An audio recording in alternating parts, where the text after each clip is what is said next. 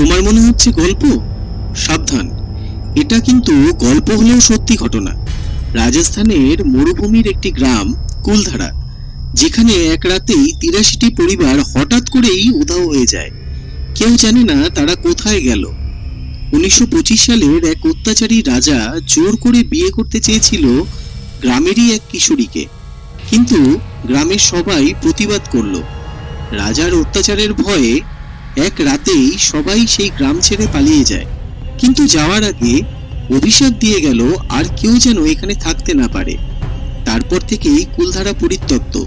সন্ধ্যার পর সেখানে যাওয়া মানে বিপদের আগমন।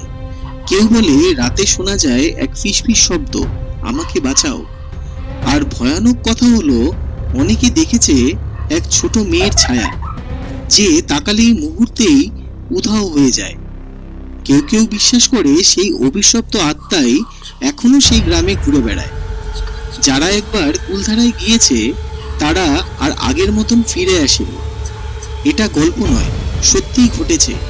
তুমি কি সাহস করে সন্ধ্যার পর কুলধারায় এক রাত কাটাতে? সাবধান, কিছু জায়গা শুধু মৃতদের জন্য। আর যদি সত্যি ভয়ানক গল্প জানতে চাও, সাবস্ক্রাইব করো। গল্প হলেও সত্যি ঘটনা, গল্প মনে হলেও সত্যিই ঘটেছে।